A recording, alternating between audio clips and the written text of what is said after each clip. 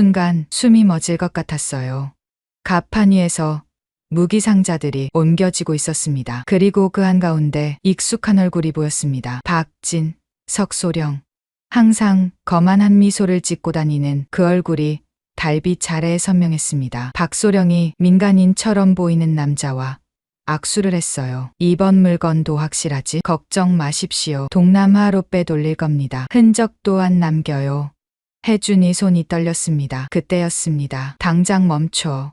우렁찬 목소리가 어둠을 찢고 울려 퍼졌어요. 최명호 대령, 부대장이었습니다. 군복은 흠뻑 젖어 있었고 얼굴은 분노로 일그러져 있었어요. 대령님, 이건 오해입니다. 박소령이 얼굴이 순간 하얗게 질렸습니다. 하지만 곧 여유를 되찾았죠. 오해? 내 눈으로 똑똑히 보고 있는데. 최 대령이 한 발짝 앞으로 나섰습니다. 부대의 무기를 팔아먹다니 내 놈이 군인이냐? 대령님도 너무 고지식하시네요. 이 정도는 다들 하는 일이에요. 박소령이 비웃듯 말했습니다. 그리고 손짓을 했죠. 순간 어둠 속에서 부하들이 나타났어요. 넌 오늘 끝이다. 최 대령이 무전기를 꺼내려 했습니다. 그 순간이었어요. 쿵. 둔탁한 소리가 났습니다. 박소령이 부하가 몽둥이로 최 대령이 뒤통수를 쳤던 거예요. 최 대령이 바닥에 쓰러졌습니다. 박소령이 차가운 목소리로 명령했습니다. 족쇄를 가져와 바다에 버려. 하지만 소령님, 빨리. 부하들이 무거운 철제 족쇄를 가져왔습니다. 박소령이 냉소를 지었습니다. 그리고 고개를 끄덕였어요. 첨벙. 최 대령의 몸이 검은 바다로 떨어졌습니다.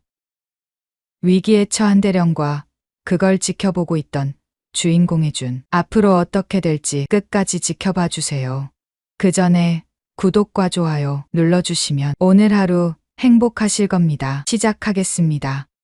차가운 바닷물이 얼굴을 스쳤습니다. 새벽 2시, 달빛조차 구름에 가려진 칠흑 같은 밤이었죠. 혜준은 수면 아래 3m 깊이에서 천천히 다리를 움직였습니다. 옆에서 함께 훈련하던 동료들의 숨소리만이 규칙적으로 들려왔어요. 강하사 위치 확인. 무전기에서 들려오는 팀장의 목소리가 고막을 울렸습니다. 혜준은 방수 무전기의 버튼을 눌렀어요. 2번 정상입니다. 진해 해군기지 UDT실 특수부대. 대한민국 최정예 해상 특수전 부대였죠. 혜준이 이곳에 온 지도 벌써 3년이 되었습니다. 매일 밤 이어지는 지옥 같은 훈련. 하지만 혜준은 단 한 번도 후회한 적이 없었어요. 아버지의 얼굴이 문득 떠올랐습니다. 혜준아, 남자는 자기가 지켜야 할 것을 알아야 한다. 10살 때 돌아가신 아버지는 해군 중사였습니다. 임무 중 동료를 구하다가 순직하셨죠. 그날 이후 혜준은 아버지처럼 살겠다고 마음먹었어요. 누군가를 지키는 사람이 되겠다고요. 전팀 주목. 500m 전방의 선박 확인. 팀장의 긴급한 목소리에 혜준의 몸이 긴장했습니다. 훈련 해역에 민간 선박이 들어올 리 없었어요. 그것도 이 시간에. 혜준은 천천히 머리를 수면 위로 들어 올렸습니다. 검은 물결 사이로 희미한 불빛이 보였죠. 두 척의 배가 나란히 정박해 있었습니다. 하나는 분명 자신들 부대의 고속정이었어요. 그런데 옆에 있는 건 민간 화물선이었습니다. 혜준의 가슴이 쿵쿵 뛰기 시작했어요. 뭔가 이상했습니다. 팀장님, 우리 부대 고속정 같은데요. 말도 안 돼. 오늘 밤 작전 일정은 우리뿐이야. 팀장의 목소리에도 당황함이 묻어났습니다. 혜준은 가슴 주머니에서 방수 카메라를 꺼냈어요. 특수부대원으로서 배운 첫 번째 원칙. 의심스러운 건 일단 기록하라. 제가 확인하겠습니다. 강하사, 위험해. 돌아와. 하지만 혜준은 이미 수중으로 잠수를 시작했습니다. 발차기 한 번에 5m씩 앞으로 나아갔어요. 군에서 받은 훈련이 몸에 완벽하게 배어 있었죠. 100m, 50m, 30m. 선박의 윤곽이 점점 선명해졌습니다. 혜준은 선체 아래로 조용히 접근했어요. 그리고 천천히, 아주 천천히 수면 위로 고개를 내밀었습니다. 순간 숨이 멎을 것 같았어요. 갑판 위에서 무기 상자들이 옮겨지고 있었습니다. K2 소총, 수류탄, 심지어 대전차 로켓까지 모두 자신들 부대의 무기였죠. 그리고 그 한가운데 익숙한 얼굴이 보였습니다. 박진석, 소령.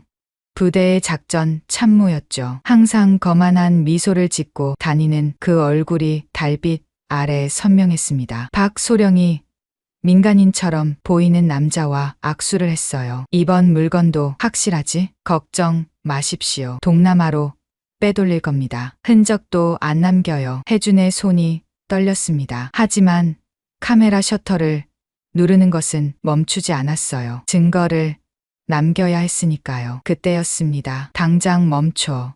우렁찬 목소리가 어둠을 찢고 울려 퍼졌어요. 최명우 대령 부대장이었습니다.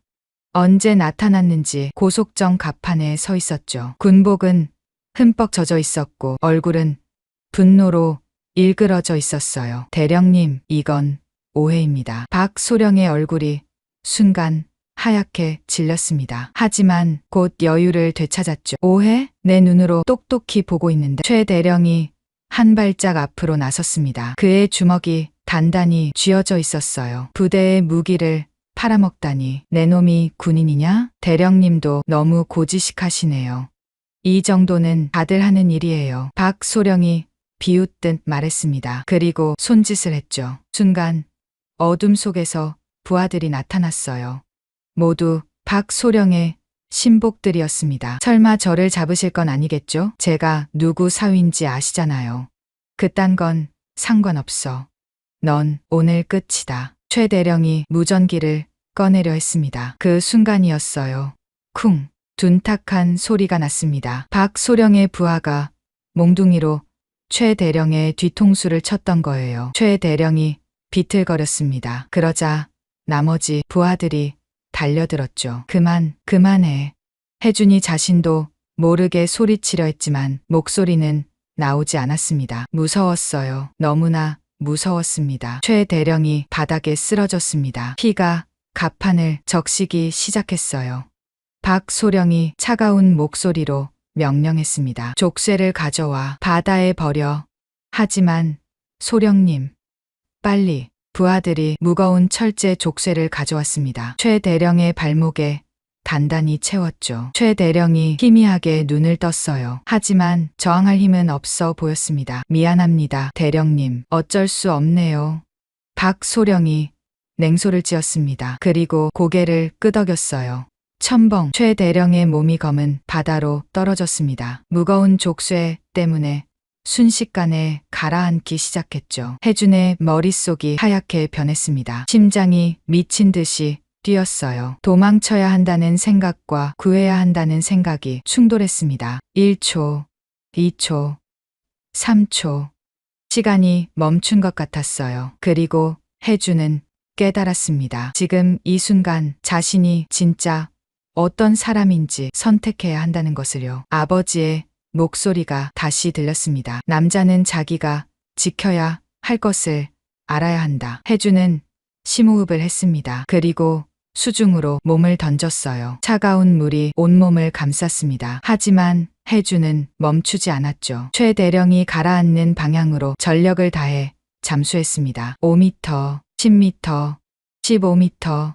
수압이 귀를 압박했습니다. 폐가 터질 것 같았어요. 하지만 혜준은 계속 내려갔습니다. 어둠 속에서 희미한 형체가 보였어요. 최 대령이었습니다. 의식을 잃고 천천히 가라앉고 있었죠. 혜준이 손을 뻗었습니다. 닿을 듯 말 듯한 거리였어요. 조금만 더, 조금만 더. 마침내 최 대령의 팔을 잡았습니다. 하지만 족쇄가 문제였어요. 너무 무거웠습니다. 혜준의 폐가 비명을 질렀죠. 공기가 필요했어요. 당장 수면으로 올라가지 않으면 자신도 죽을 것 같았습니다. 포기할까요? 아니요. 포기할 수 없었습니다. 혜준은 허리에서 다목적 칼을 꺼냈어요. 그리고 족쇄의 연결 부분을 자르기 시작했습니다. 시간이 없었어요. 정말로 시간이 없었습니다. 제발, 제발.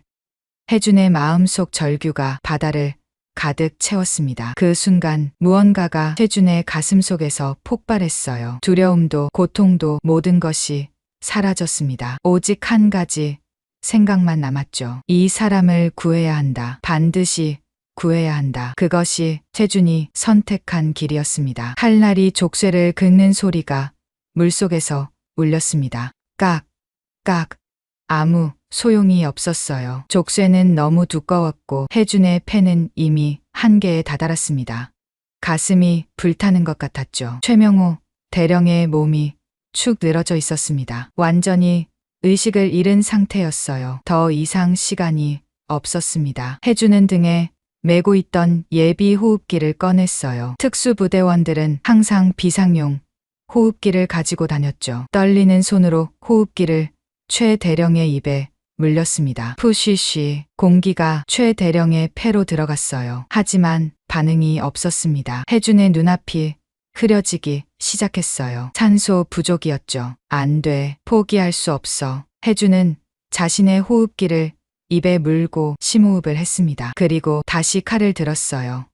이번엔 다른 방법을 써야 했습니다. 족쇄의 연결고리를 찾았어요. 가장 약한 부분이었죠. 혜준은 칼끝을 연결고리 틈에 끼워 넣었습니다. 그리고 온 힘을 다해 비틀었어요. 끄억. 혜준의 이빨이 부딪혔습니다. 팔 근육이 찢어질 것 같았어요. 하지만 멈출 수 없었죠. 1분, 2분. 시간이 영원처럼 느껴졌습니다. 혜준의 시야가 점점 좁아졌어요. 터널처럼 가운데만 보이기 시작했죠. 그건 위험 신호였습니다. 의식을 잃기 직전이라는 뜻이었어요. 그때였습니다. 딱. 뭔가 부러지는 소리가 났어요. 연결고리의 용접 부분이 깨진 거였습니다. 혜준은 남은 힘을 짜내 고리를 벌렸어요. 마침내 족쇄가 풀렸습니다. 최 대령의 몸이 가벼워졌어요. 혜준은 최 대령의 허리를 감싸 안고 위로 헤엄쳤습니다. 하지만 수면까지는 아직 15m나 남아 있었죠. 다리에 힘이 빠졌습니다. 발차기를 해도 제대로 올라가지 않았어요. 조금만 더. 혜준은 마지막 힘을 쥐어짰습니다. 허벅지가 경련을 일으켰어요. 종아리 근육이 뭉쳤죠.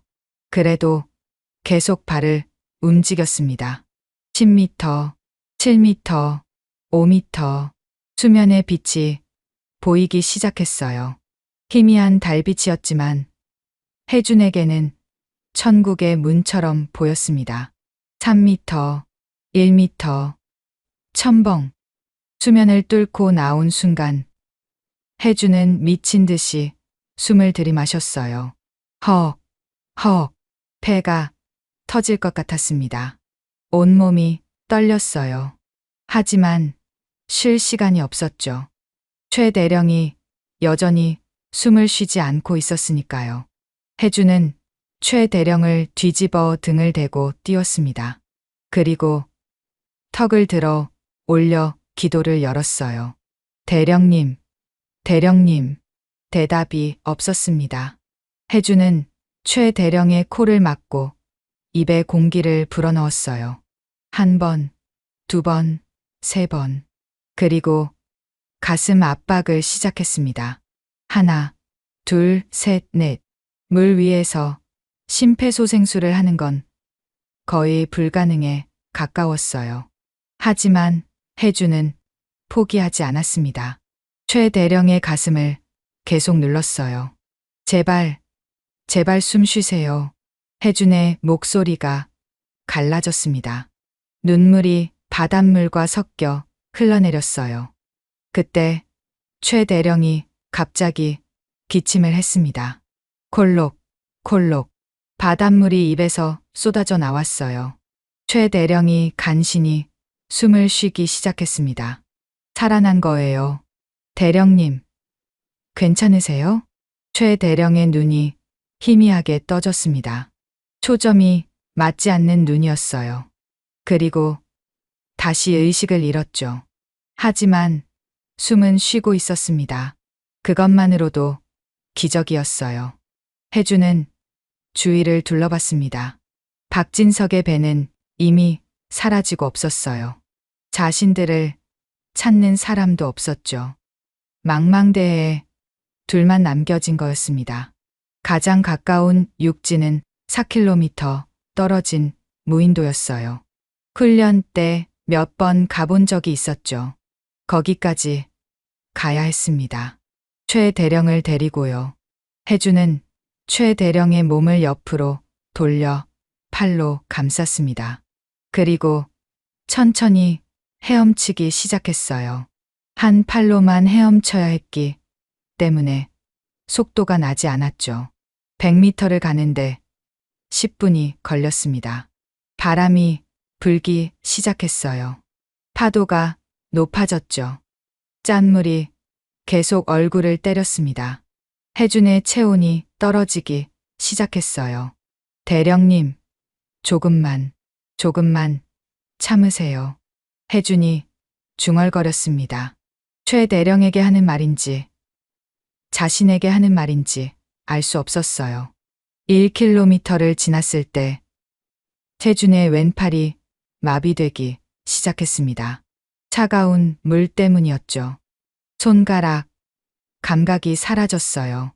2km, 이제 오른팔도 제대로 움직이지 않았습니다. 다리만으로 앞으로 나아갔어요. 하지만 다리도 이미 한계였죠. 혜준의 눈꺼풀이 무거워졌습니다. 자면 안 돼. 자면 죽어. 혜준은 자신의 혀를 깨물었어요. 피, 맛이 입안에 퍼졌습니다. 고통으로 정신이 조금 돌아왔죠. 3km, 무인도의 윤곽이 보이기 시작했어요. 조금만 더, 정말 조금만 더였습니다. 그때 최 대령이 다시 기침을 했어요. 강하사? 희미한 목소리였습니다. 최 대령이 잠깐 의식을 되찾은 거예요. 네, 대령님. 제가 있습니다. 왜 구했어? 군인이니까요. 혜준이 대답했습니다. 최 대령이 작게 웃었어요. 그리고 다시 의식을 잃었죠. 마지막 500m가 지옥이었습니다. 혜준의 몸이 가라앉기 시작했어요. 더 이상 뜰 힘이 없었죠. 바닷물을 몇 번이나 삼켰습니다. 그래도 최 대령을 놓지 않았어요. 아버지. 혜준은 마음속으로 아버지를 불렀습니다. 저도 아버지처럼 할 수 있겠죠? 마침내 발끝에 뭔가 닿았어요. 모래였습니다. 해변이었어요. 혜준은 최 대령을 끌고 기어서 해변으로 올라갔습니다. 온몸에서 힘이 빠졌어요. 그대로 쓰러질 것 같았죠. 하지만 아직 끝이 아니었습니다. 혜준은 최 대령을 모래사장에 눕혔어요. 그리고 다시 심폐소생술을 시작했습니다. 최 대령의 호흡이 불규칙했거든요. 하나, 둘, 셋. 팔이 떨렸습니다. 근육이 남아 있지 않았어요. 그래도 계속했죠. 드디어 최 대령의 호흡이 안정되었습니다. 혜준은 주머니에서 비상 신호탄을 꺼냈어요. 방수 처리가 되어 있어서 아직 쓸 수 있었죠. 떨리는 손으로 신호탄을 하늘로 쏘았습니다. 퍽! 붉은 빛이 하늘을 갈랐어요. 누군가 봐주기를 바라면서요. 그리고 혜준은 최 대령 옆에 쓰러졌습니다. 의식이 흐려졌어요. 하지만 마지막까지 최 대령의 손목을 잡고 맥박을 확인했죠. 살아있다는 걸 느끼기 위해서요. 새벽 5시. 헬리콥터 소리가 들렸습니다. 여기 있어요. 혜준이 마지막 힘을 짜내 소리쳤어요. 팔을 흔들었죠. 헬기가 해변에 착륙했습니다. 의무병들이 뛰어내렸어요. 2명 생존자 확인. 빨리 들것 가져와. 하나는 중태야. 산소호흡기 준비해. 의무병들이 최 대령을 들것에 실었습니다. 해준도 부축을 받아 헬기에 올랐어요. 헬기 안에서 해준은 최 대령을 바라봤습니다. 산소 마스크를 쓴 최 대령의 가슴이 규칙적으로 오르내렸어요. 살아 있었습니다. 정말로 살아 있었어요. 해준의 눈에서 눈물이 흘렀습니다. 해냈어요, 아버지. 저도 누군가를 지킬 수 있었어요. 그리고 해준은 의식을 잃었습니다. 완전한 탈진이었죠. 하지만 입가에는 작은 미소가 머물러 있었어요. 그날 밤일은 아직 끝나지 않았습니다. 오히려 시작이었죠. 병원의 소독약 냄새가 코를 찔렀습니다. 해주는 중환자실 복도 의자에 앉아 있었어요. 벌써 3시간째였죠. 유리창 너머로 최명호 대령이 보였습니다. 온몸에 의료 기기들이 연결되어 있었어요. 의사가 말했죠. 기적적으로 살아났다고. 뇌 손상도 없다고요. 하지만 해준의 마음은 무거웠습니다. 왜냐하면 알고 있었으니까요. 진짜 싸움은 이제부터라는 걸. 발소리가 들렸습니다. 군화 소리였어요. 해준이 고개를 들자 박진석 소령이 서 있었습니다. 입가에는 여전히 그 거만한 미소가 걸려 있었죠. 강하사, 잠깐 이야기 좀 할까? 차가운 목소리였습니다. 명령이었어요. 해준은 천천히 일어났습니다. 다리가 떨렸지만 티 내지 않으려 애썼죠. 병원, 옥상, 바람이 차갑게 불었어요. 박진석이 담배를 꺼내 물었습니다. 연기가 해준의 얼굴로 날아왔죠. 내가 그날 밤 거기 있었지? 해준의 심장이 쿵 내려앉았습니다. 하지만 표정은 바꾸지 않았어요. 무슨 말씀이신지 모르겠습니다. 연기하지 마. 다 알아. 박진석이 한 발짝 다가왔습니다. 해준은 본능적으로 뒤로 물러섰어요. 옥상 난간이 등에 닿았죠. 내가 본 것은 없었어. 알겠나? 저는 정말 탁. 박진석의 손이 최준의 어깨를 쳤습니다. 아니, 때린 거였어요. 겉으로는 친근한 제스처처럼 보였지만 해준은 알 수 있었죠. 협박이라는 걸. 강하사, 너 누나 있지? 부산에서 간호사 한다던데. 해준의 눈이 커졌습니다. 온몸에 피가 거꾸로 솟는 것 같았어요. 왜 우리 누나를? 가족은 소중하지. 특히 바다 근처에서 일하는 사람들은 사고가 많이 나거든. 박진석이 담배를 바닥에 버리고 발로 비볐습니다. 그리고 해준의 귀에 대고 속삭였어요. 내가 똑똑하게 굴면 너도 살고 가족도 산다. 하지만 쓸데없는 짓을 하면 말끝을 흐렸습니다. 하지만 해준은 알 수 있었어요. 무슨 뜻인지. 최 대령도 곧 깨어날 거야. 그때 내가 할 말을 잘 생각해도. 박진석이 돌아서서 걸어갔습니다. 문이 쾅 닫혔어요. 해준은 그 자리에 주저앉았습니다. 다리에 힘이 풀렸어요.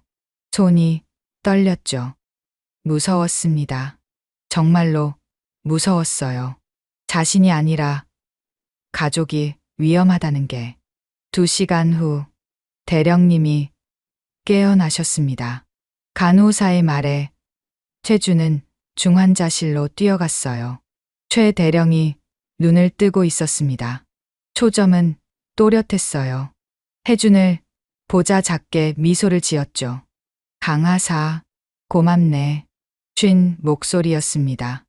해준의 눈에 눈물이 고였어요. 하지만 다음 순간 문이 열렸습니다. 해군 헌병대 조사관들이 들어왔어요. 맨 앞에 선 사람은 여성 장교였습니다. 계급장을 보니 소령이었어요. 이름표에는 김수진이라고 적혀 있었죠. 최명호 대령님, 김수진 소령입니다. 사건에 대해 몇 가지 여쭤봐야 할 게 있습니다. 날카로운 눈빛이었어요. 해주는 직감했습니다. 이 사람은 진실을 찾아낼 거라고. 수진이 녹음기를 꺼냈습니다. 그날 밤 무슨 일이 있었습니까? 최 대령이 잠시 침묵했어요. 그리고 천천히 입을 열었습니다. 개인 훈련 중 사고가 났습니다. 제 부주의였죠. 해준의 가슴이 철렁했어요. 최 대령이 거짓말을 하고 있었던 거예요. 개인 훈련이요? 새벽 2시에 혼자서요? 수진의 목소리에 의심이 가득했습니다. 예. 체력이 떨어지는 것 같아서요. 그럼 족쇄는 어떻게 설명하시겠습니까? 발목에 족쇄 자국이 선명한데요. 최 대령의 눈이 흔들렸습니다. 하지만 곧 진정했어요. 훈련 장비였습니다. 무게를 더하려고 했는데 실수로. 대령님, 수진이 최 대령의 말을 끊었습니다. 거짓말하고 계신 거 아십니까? 무거운 침묵이 흘렀어요. 최 대령은 대답하지 않았습니다. 수진이 해준을 돌아봤어요. 강해준 하사, 당신이 구조했다고 들었습니다. 정확히 무엇을 봤습니까? 해준의 목이 막혔습니다. 진실을 말하고 싶었어요. 하지만 박진석의 협박이 떠올랐죠. 누나의 얼굴이 스쳐 지나갔습니다. 저는 야간 훈련 중이었습니다. 우연히 대령님이 물에 빠진 걸 봤고 바로 구조했습니다. 우연히요? 예. 수진이 태준을 뚫어지게 쳐다봤습니다. 마치 마음속을 들여다보는 것 같았어요. 다른 사람은 없었습니까? 배나 사람이나? 없었습니다. 거짓말이 목구멍에 걸렸습니다. 해주는 숨이 막힐 것 같았어요. 수진이 한숨을 쉬었습니다. 알겠습니다. 일단 오늘은 여기까지 하죠. 하지만 수진이 문 앞에서 돌아섰어요. 진실은 언젠가 밝혀집니다. 항상 그래왔으니까요. 문이 닫혔습니다. 최 대령과 해준 둘만 남았어요. 최 대령이 먼저 입을 열었습니다. 미안하네, 강하사. 대령님, 자네를 이런 일에 끌어들여서. 하지만 이건 자네가 감당하기엔 너무 큰 일이야. 최 대령의 눈에 깊은 슬픔이 서려 있었어요. 박진석이 찾아왔지? 해준이 놀라서 최 대령을 봤습니다. 최 대령이 씁쓸하게 웃었어요. 다 알고 있네. 그 놈이 누군지도. 그럼 왜? 그 놈 아버지가 누군지 아나? 해군참모 총장의 사위고 어머니는 국회의원이야. 방산업체 대표인 장인은 대통령과 골프를 치는 사이지. 해준의 입이 벌어졌습니다. 그 정도일 줄은 몰랐어요. 증거 없이 덤볐다간 우리만 당해. 자네, 가족까지도. 하지만 대령님, 이건 옳지 않습니다. 해준의 목소리가 높아졌어요. 분노가 치밀어 올랐죠. 최 대령이 해준의 손을 잡았습니다. 거친 손이었지만 따뜻했어요. 강하사, 때로는 물러서는 것도 용기야. 살아남아야 싸울 수 있네. 그때 다시 문이 열렸습니다. 수진이 다시 들어왔어요. 손에는 작은 봉투를 들고 있었죠. 깜빡한 게 있어서요. 강하사, 이거 당신 거 아닙니까? 봉투 안에는 메모리 카드가 있었습니다. 해준의 방수 카메라 메모리였어요. 해준의 얼굴이 하얗게 질렸습니다. 이게 뭔지 아직 확인은 안 했습니다만. 수진이 의미심장하게 말했어요. 만약 이게 그날 밤과 관련이 있다면 저한테 직접 가져오세요. 제 번호입니다. 수진이 명함을 건넸습니다. 그리고 작은 목소리로 속삭였어요. 모든 조사관이 그들 편은 아닙니다. 수진이 나가고 병실에는 다시 무거운 침묵이 내려앉았습니다. 혜주는 명함을 쥐고 있었어요. 손에 땀이 났죠. 선택의 순간이 가까오고 있었습니다. 진실을 말할 것인가, 침묵할 것인가, 정의를 택할 것인가, 안전을 택할 것인가. 창밖으로 석양이 지고 있었어요. 붉은 하늘이 마치 그날 밤 신호탄처럼 보였습니다. 혜주는 눈을 감았어요. 아버지의 목소리가 또다시 들렸죠. 남자는 자기가 지켜야 할 것을 알아야 한다. 하지만 이번엔 달랐습니다. 지켜야 할 것이 너무 많았어요. 정의, 가족, 생명, 진실. 무엇을 선택하든 무언가는 잃게 될 것 같았습니다. 그것이 최준을 가장 괴롭게 했어요. 새벽 4시 해군 헌병대 사무실. 수지는 모니터 앞에 앉아 있었습니다. 눈이 빨갛게 충혈되어 있었어요. 벌써 며칠째 밤을 새우고 있었죠. 화면에는 위성 사진이 떠 있었습니다. 그날 밤의 기록이었어요. 흐릿했지만 두 척의 배가 보였습니다. 하나는 해군 고속정, 다른 하나는 민간 화물선이었죠. 이상하네. 수진이 중얼거렸습니다. 공식 기록에는 그날 밤 작전이 없었거든요.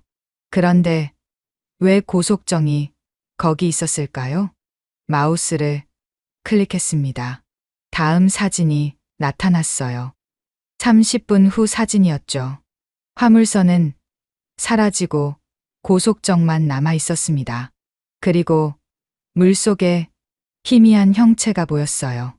사람처럼 보였습니다. 수진의 심장이 빨라졌어요. 뭔가 있어. 분명히 뭔가 있다고. 그때 문을 두드리는 소리가 났습니다. 수진이 화들짝 놀랐어요. 이 시간에 누가 찾아온 걸까요? 문을 열자 낯선 남자가 서 있었습니다. 부사관 계급장을 달고 있었어요. 얼굴은 창백했고 손이 떨리고 있었죠. 김수진 소령님이신가요? 네. 그런데 누구? 남자가 주위를 살폈습니다. 그리고 작은 봉투를 건넸어요. 이걸 보시면 알 겁니다. 저는 아무것도 모릅니다. 그리고 남자는 뛰듯이 사라졌어요. 수지는 봉투를 열었습니다. 안에는 서류 뭉치가 들어 있었죠. 무기 재고 목록이었어요. 빨간 펜으로 동그라미가 쳐진 부분이 있었습니다. K2 소총 20정 재고 불일치. 수류탄 100개 행방불명. 대전차 로켓 5기 기록 없음. 수진의 손이 떨렸습니다. 이건 명백한 증거였어요. 누군가 부대 무기를 빼돌리고 있었던 거죠. 아침 9시 병원. 혜주는 최명우 대령의 병실을 찾았습니다. 대령은 창밖을 보고 있었어요. 햇살이 얼굴을 비추고 있었죠. 왔나, 강하사. 네, 대령님. 최 대령이 베개 밑에서 봉투를 꺼냈습니다. 편지였어요. 이걸 자네에게 주려고 했네. 혜준이 봉투를 받았습니다. 겉면에는 아무것도 적혀 있지 않았어요. 지금 읽지 말게. 혼자 있을 때 읽어. 최 대령의 눈이 깊었습니다. 뭔가 중요한 말을 하고 싶은 것 같았어요. 하지만 입을 열지 못했죠. 병실에도 감시가 있을지 모르니까요. 대령님, 저는 알고 있네. 자네가 얼마나 괴로운지. 최 대령이 태준의 어깨를 잡았습니다. 하지만 기억하게. 진실은 때로 목숨보다 무겁다네. 그 무게를 감당할 준비가 되었을 때, 그때 움직이게. 해주는 고개를 끄덕였습니다. 하지만 마음은 여전히 무거웠어요. 병실을 나온 해주는 화장실로 갔습니다. 칸막이 안에서 편지를 열었어요. 최 대령의 글씨가 보였죠. 강하사, 자네가 찍은 사진이 있다면 잘 보관하게.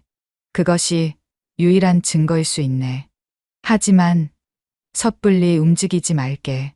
박진석은 생각보다 위험한 자야.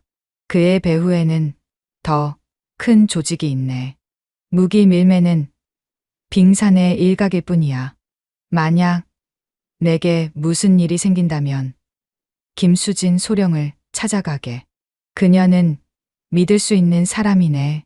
그리고 미안하네. 자네를 이런 일에 끌어들여서. 해준의 눈에서 눈물이 흘렀습니다. 편지를 찢어 변기에 버렸어요. 증거를 남기면 안 되니까요. 오후 3시 헌병대 사무실. 수지는 또 다른 방문객을 맞았습니다. 이번엔 예상치 못한 사람이었어요. 강혜준이었습니다. 김소령님, 할 말이 있습니다.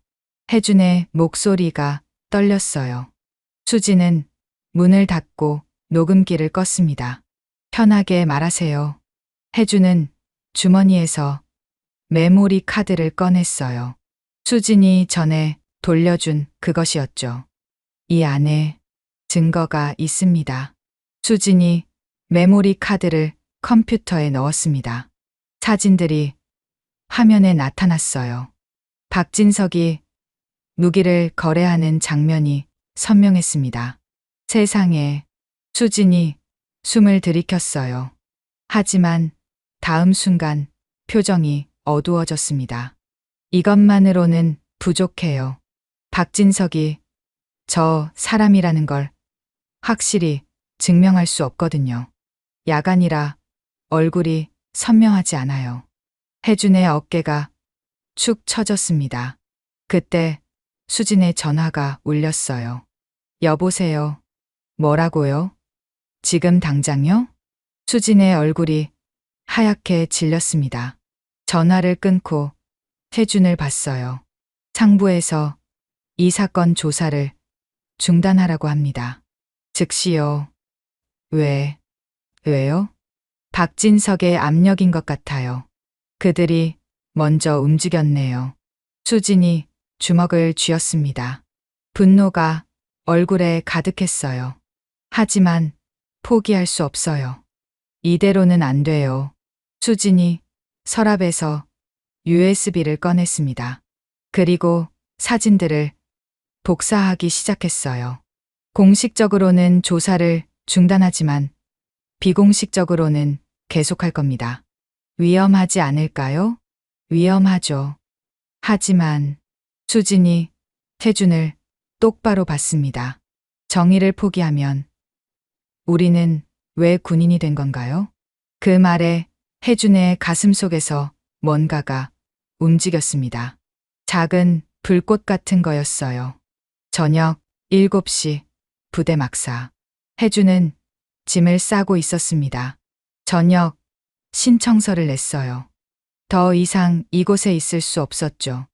박진석의 감시가 점점 심해지고 있었으니까요. 동료들이 물었습니다. 왜 갑자기 저녁이야? 가족 사정이 있어서. 거짓말이었지만 달리 할 말이 없었어요. 짐을 싸면서 혜준은 노트북을 열었습니다. 그리고 이메일을 작성하기 시작했어요. 받는 사람 국민일보 사회부, 제목 해군 부대, 무기 밀매 제보. 하지만 보내기 버튼 앞에서 손가락이 멈췄습니다. 이걸 보내면 돌이킬 수 없었어요. 자신뿐만 아니라 가족까지 위험해질 수 있었죠. 그때 창밖에서 소리가 들렸습니다. 강혜준 하사, 밖으로 나와. 박진석의 목소리였어요. 혜준의 온몸이 경직되었습니다. 밖으로 나가자 박진석과 부하들이 서 있었어요. 박진석이 비웃듯 말했습니다. 저녁 신청을 했다고? 겁쟁이처럼 도망가려고? 개인 사정입니다. 개인 사정? 웃기는군. 박진석이 최준의 가슴을 손가락으로 찔렀어요. 내가 어디로 도망가든 우리 눈을 피할 수 없어. 알겠나? 혜준은 대답하지 않았습니다. 박진석이 돌아서며 말했어요. 아, 그리고 최 대령이 내일 퇴원한다더군. 불쌍한 양반이야. 사고 후유증으로 기억이 오락가락한다니. 위협이었습니다. 명백한 위협이었어요. 박진석 일행이 사라진 후 혜준은 다시 막사로 돌아왔습니다.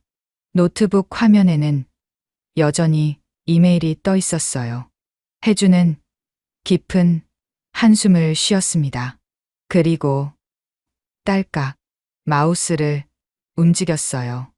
하지만 보내기가 아니라 임시 저장을 눌렀습니다. 아직은 때가 아니었어요. 하지만 언젠가는 보낼 거였습니다. 반드시. 그날 밤 혜준은 잠을 이루지 못했어요. 천장을 보며 생각했습니다.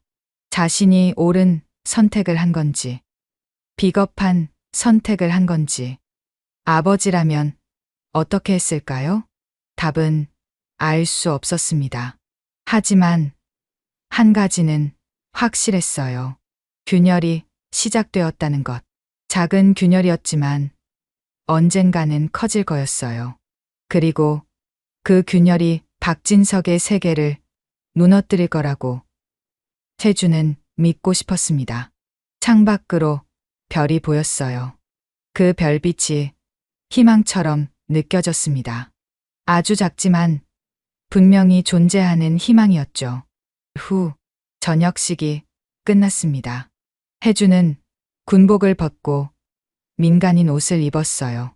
거울에 비친 자신이 낯설게 느껴졌죠. 3년 동안 입었던 군복이 이제는 추억이 되었습니다. 최명호 대령도 같은 날 전역했어요.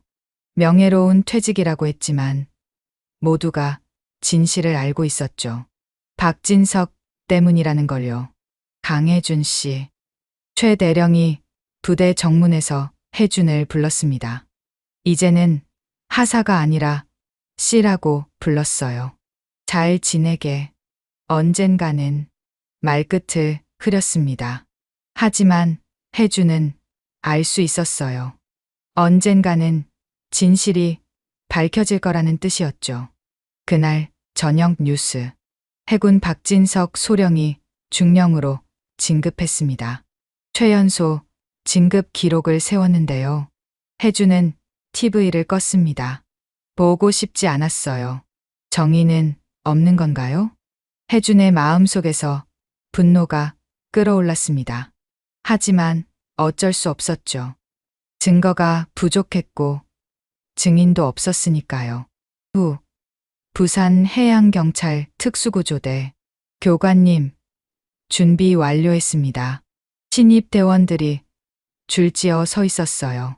혜준은 이제 해양경찰 특수구조대 교관이 되어 있었습니다.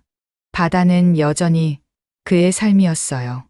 다만 이제는 누군가를 구하는 일을 하고 있었죠. 오늘은 야간 구조 훈련입니다. 실전처럼 진행할 거예요. 혜준의 목소리가 단호했습니다. 신입들의 표정이 긴장되었어요. 밤 10시 훈련이 시작되었습니다. 검은 바다가 신입들을 기다리고 있었어요. 2년 전 그날 밤처럼 달도 없는 어두운 밤이었죠. 교관님, 왜 꼭 이런 날 훈련을 하나요? 한 신입이 물었습니다. 혜준이 대답했어요. 실제 사고는 날씨 좋은 날만 일어나는 게 아니니까. 그때였습니다. 긴급 구조 요청. 긴급 구조 요청. 무전기에서 다급한 목소리가 들렸어요. 훈련이 아니었습니다. 진짜 사고였어요. 화물선 골든스타호 암초 충돌. 침몰 중 승무원 12명 탑승. 혜준의 얼굴이 굳어졌습니다. 위치를 확인하니 10km 떨어진 곳이었어요. 훈련 중단. 실제 상황이다. 모두 구조정에 탑승. 신입들이 당황했지만 혜준의 명령에 따라 빠르게 움직였어요. 구조정이 거친 파도를 가르며 달렸습니다. 15분 후 침몰하는 화물선이 보였어요. 이미 선체가 45도로 기울어져 있었죠. 선원들이 갑판에서 손을 흔들고 있었습니다. 살려주세요.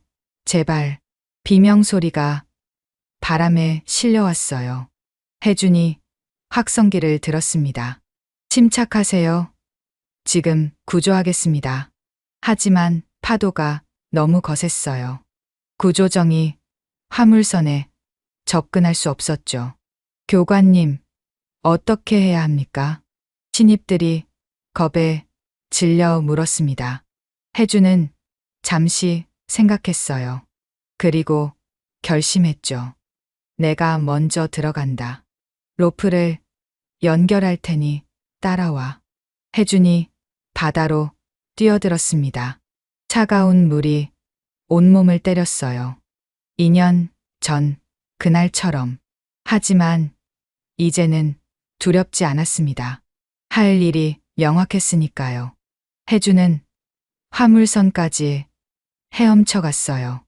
로프를 갑판에 던졌죠. 한 명씩 내려오세요. 천천히. 선원들이 하나둘 바다로 뛰어들었습니다. 혜준과 대원들이 그들을 구조정으로 인도했어요. 11명을 구조했습니다. 한 명이 남았어요. 선장님이 조타실에 갇혔어요. 한 선원이 외쳤습니다. 배는 이미 거의 뒤집어지고 있었어요. 혜준은 망설이지 않았습니다. 기울어진 갑판을 기어 올라갔어요. 미끄러졌지만 포기하지 않았죠. 조타실 문을 발로 찼습니다. 쾅! 문이 부서졌어요. 안에는 50대 남자가 쓰러져 있었습니다. 머리에서 피가 흐르고 있었어요. 정신 차리세요. 혜준이 남자를 들쳐 업었습니다. 그 순간 배가 완전히 뒤집어지기 시작했어요. 뛰어. 혜준은 남자를 안고 바다로 뛰어들었습니다. 첨벙. 물속으로 깊이 들어갔어요. 남자가 물을 먹고 버둥거렸죠. 혜준은 남자를 꽉 잡고 수면으로 올라왔습니다. 괜찮아요. 제가 있어요. 구조정이 다가왔습니다. 대원들이 남자를 끌어올렸어요. 혜준도 구조정에 올랐죠. 전원 구조 완료. 혜준이 외쳤습니다. 신입들의 얼굴에 안도의 표정이 퍼졌어요. 구조된 선장이 의식을 되찾았습니다. 고맙습니다. 쉰 목소리로 말했어요. 그런데 그 순간 혜준의 눈이 커졌습니다. 그 얼굴을 본 적이 있었어요. 2년 전 박진석과 거래하던 민간 화물선의 선장이었습니다. 선장도 혜준을 알아봤는지 눈이 흔들렸어요. 당신은 쉬세요. 병원에 가서 치료받아야 해요. 혜준이 조용히 말했습니다. 하지만 선장은 혜준의 손을 잡았어요. 그날 미안했어요. 정말 미안했어요. 눈물이 선장의 눈에서 흘렀습니다. 기지로 돌아온 후 선장이 혜준을 찾았어요. 제가 증언하겠습니다. 무슨 말씀이신지. 2년 전 일 말입니다. 박진석과의 거래 다 말하겠어요. 혜준의 심장이 멎을 것 같았습니다. 왜 이제 와서 목숨을 구해주셨잖아요. 그리고 더 이상은 못 참겠어요. 계속 악몽을 꿨습니다. 그날 바다에 빠진 사람이 있었다는 걸 나중에 알았어요. 선장이 주머니에서 USB를 꺼냈어요. 거래 장부입니다. 날짜, 금액, 무기 목록 다 있어요. 혜준의 손이 떨렸습니다. 2년 만에 찾아온 기회였어요. 일주일 후 검찰이 박진석을 체포했습니다. 무기 횡령과 밀매 혐의였어요. 증인 보호 프로그램에 들어간 선장의 증언과 장부가 결정적이었죠. 해군 중령 박진석 무기 밀매로 구속. 뉴스가 연일 이 사건을 다뤘습니다. 박진석의 배후도 하나둘 드러났어요. 그날 저녁 혜준에게 편지가 왔습니다. 최명우 대령이 보낸 거였어요. 혜준에게 뉴스를 봤네. 자네가 구한 것은 나뿐만이 아니었어. 정의를 구한 거야. 늦었지만 진실이 밝혀져서 다행이네. 자네 아버지가 하늘에서 자랑스러워 하실 거야. 고맙네. 정말 고맙네. 혜준은 편지를 가슴에 품었습니다. 눈물이 흘렀어요. 2년간의 침묵이 헛되지 않았다는 안도의 눈물이었죠. 다음 날 훈련 시간. 혜준은 신입 대원들과 함께 해변에 서 있었어요. 석양이 바다를 붉게 물들이고 있었죠. 교관님, 어떻게 그렇게 용감할 수 있어요? 한 신입이 물었습니다. 혜준은 잠시 생각했어요. 그리고 아버지가 했던 말을 떠올렸죠. 진정한 용기는 두려움이 없는 게 아니에요. 혜준이 바다를 바라보며 말했습니다. 두려움 속에서도 옳은 일을 하는 거죠.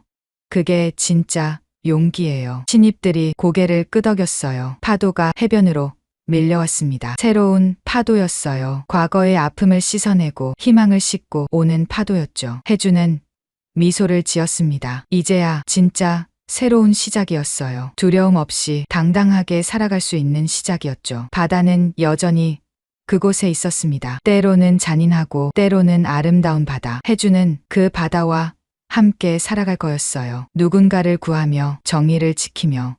그것이 그가 선택한 길이었습니다. 그리고 그 길을 후회하지 않았어요. 낡은 점퍼, 색바랜 청바지, 싸구려 운동화, 평범한 아줌마의 모습. 15년 전 화려했던 중장의 모습은 어디에도 없었죠. 높은 철조망과 위압적인 초소가 서진을 맞았습니다. 멈추세요.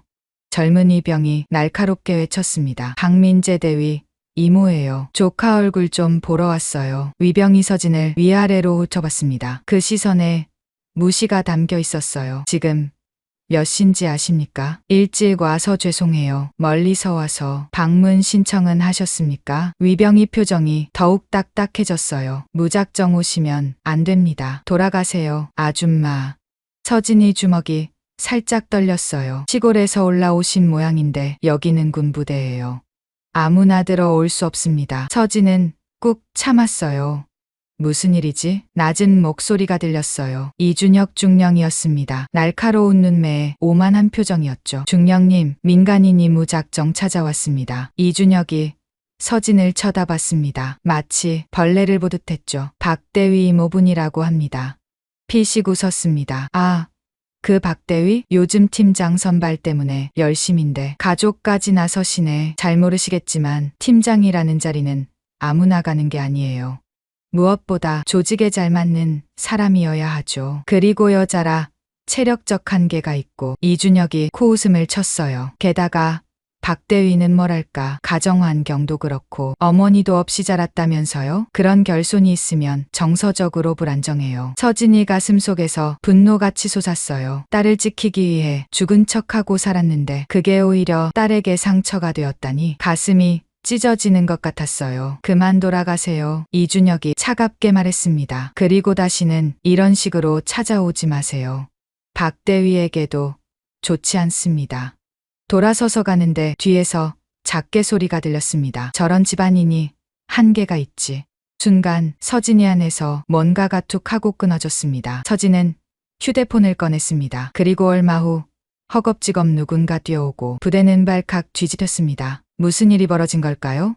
앞으로 이야기에 끝까지 함께 해주세요. 시작하겠습니다. 새벽 5시. 도시가 아직 잠들어 있는 시간에 서진은 이미 하루를 시작했습니다. 작은 카페의 주방에서 퍼지는 가꾸운 빵 냄새가 온 공간을 따뜻하게 채웠어요. 오븐에서 꺼낸 크루아상이 황금빛으로 반짝였습니다. 오늘도 잘 구워졌네. 서진이 혼잣말을 하며 미소를 지었어요. 평범한 동네 제빵사의 모습이었죠. 하지만 그녀의 손놀림은 보통이 아니었습니다. 칼로 반죽을 자르는 동작 하나하나가 정확했고 무거운 밀가루, 포대를 옮기는 모습은 너무나 가벼웠어요. 휴대폰이 진동했습니다. 화면에 뜬 이름을 보자 서진의 표정이 순간 밝아졌어요.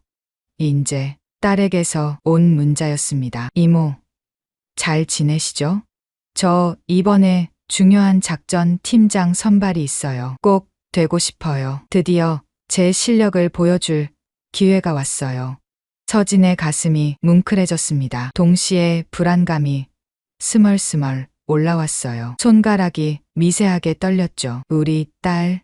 15년 전의 기억이 떠올랐습니다. 그때 서진은 대한민국 최고의 대테러 전문가였어요. 육군 중장. 별 3개를 단 여성 장군이었죠. 하지만 그 모든 것을 버려야 했습니다. 극비 작전 중에 일어난 일 때문이었어요. 적의 총탄이 빗발치던 그날 밤. 중장님, 후퇴하십시오. 안 돼. 민간인들이 아직 남아있어. 서진은 부하들의 만류를 뿌리치고 건물로 뛰어들었습니다. 그리고 공식적으로는 그날 죽은 것으로 처리되었어요. 국가 안보를 위한 선택이었죠. 살아있다는 사실을 아는 사람은 극소수뿐이었습니다. 새로운 신분, 새로운 삶. 그렇게 평범한 제빵사 김정숙이 되었어요. 하지만 진짜 이유는 따로 있었습니다. 바로 딸 민재를 지키기 위해서였죠. 엄마가 없어도 강하게 자라줘서 고마워. 서진이 휴대폰 화면을 쓰다듬었습니다. 민재는 엄마가 죽은 줄 알고 있었어요. 그게 더 안전했으니까요. 빵을 진열하면서도 서진의 머릿속은 복잡했습니다. 평소처럼 비공식 채널로 딸의 소식을 확인하고 싶었어요. 15년 동안 그렇게 지켜봐 왔으니까요. 카페 문을 열고 첫 손님을 맞이한 후 서진은 창고로 들어갔습니다. 낡은 선반 뒤에 숨겨둔 특수 노트북을 꺼냈어요. 몇 번의 복잡한 암호를 입력하자 군 정보망에 접속되었습니다. 민재가 속한 제7정보여단. 어디 보자. 화면을 스크롤하던 서진의 눈이 점점 커졌어요. 표정이 굳어졌습니다. 이게 무슨 여성 장교들의 승진 심사 기록이 있었습니다. 하지만 뭔가 이상했어요. 실력이 뛰어난 여성 장교들이 계속 탈락하고 있었죠.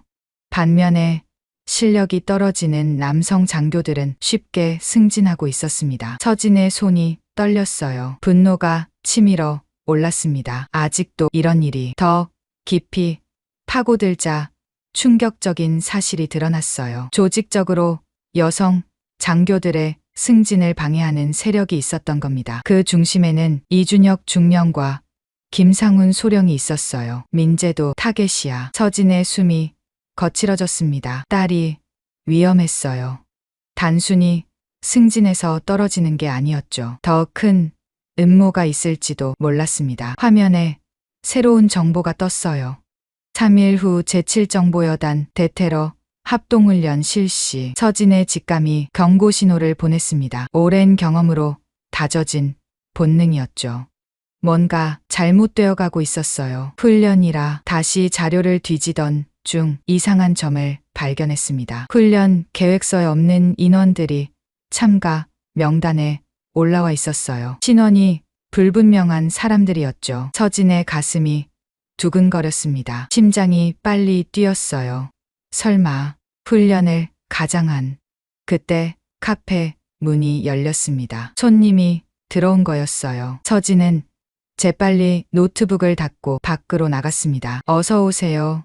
밝게 인사했지만 머릿속은 온통 민재 생각뿐이었어요. 손님에게 커피를 내리면서도 손이 미세하게 떨렸죠. 어떻게 해야 하지? 15년 동안 숨어 살았습니다. 죽은 사람이 되어 딸을 멀리서만 지켜봤어요. 하지만 지금 민재가 진짜 위험에 처해 있었습니다. 엄마로서, 아니 군인으로서. 서진이 주먹을 꽉 쥐었어요. 결심이 섰습니다. 손님이 나간 후 서진은 다시 창고로 들어갔어요. 이번엔 더 깊숙한 곳에 숨겨둔 것을 꺼냈습니다. 먼지가 쌓인 검은색 가방이었죠. 지퍼를 열자 안에서 묵직한 물건들이 나왔어요. 구형, 권총, 전투용 나이프, 그리고 오랜만이네 낡은 군번줄이었습니다. 육군 중장 박서진이라는 이름이 새겨져 있었어요. 15년 만에 다시 만지는 과거의 흔적이었죠. 서진의 눈빛이 변했습니다. 평범한 제빵사의 온화한 눈이 아니었어요. 날카로운 전사의 눈빛이었죠. 민재야, 엄마가 지켜줄게. 하지만 어떻게 접근해야 할지가 문제였어요. 공식적으로는 죽은 사람이니까요. 조심스럽게 움직여야 했습니다. 서진은 휴대폰을 꺼내 오래된 번호를 찾았어요. 최영호, 현재 제7정보여단장이었죠. 과거 서진의 부하였던 사람이었습니다. 그는 서진이 살아있다는 걸 아는 몇 안 되는 사람 중 하나였어요. 하지만 전화하기가 망설여졌습니다. 아직은 좀 더 확실한 증거가 필요해. 서진은 다시 노트북을 켰어요. 이번엔 다른 경로로 정보를 수집하기 시작했죠. 15년 동안 유지해온 비공식 정보망이 있었습니다. 은퇴한 전우들, 믿을만한 정보원들이었어요. 몇 시간 후 충격적인 정보가 들어왔습니다. 훈련 중에 사고를 가장한 제거 계획? 서진의 얼굴이 창백해졌어요. 손에서 커피잔이 미끄러질 뻔했죠. 정보에 따르면 이번 훈련에서 여성 장교들이 실수로 다치거나 무능함을 드러내도록 조작할 계획이 있었습니다. 그 중에서도 민재가 주요 타겟이었어요. 실력이 뛰어나서 오히려 눈엣 가시였던 거죠. 감히 내 딸을. 서진의 눈에서 불꽃이 튀었습니다. 15년 동안 억눌러온 분노가 폭발하려 했어요. 그때 또 다른 정보가 들어왔습니다. 외부 세력과의 연결? 이준혁, 중령이 정체불명의 조직으로부터 거액을 받고 있었어요. 단순한 성차별이 아니었습니다. 더 큰 음모가 숨어 있었죠. 정보, 유출, 국가 안보, 위협. 서진이 깊은 한숨을 내쉬었어요. 상황이 생각보다 훨씬 심각했습니다. 밖에서 석양이 지고 있었어요. 카페 문을 닫을 시간이었죠. 하지만 서진은 움직일 수 없었습니다. 딸을 구해야 한다는 생각뿐이었어요. 3일. 시간이 없어. 서진은 결심했습니다. 15년 만에 다시 전장으로 돌아가기로요.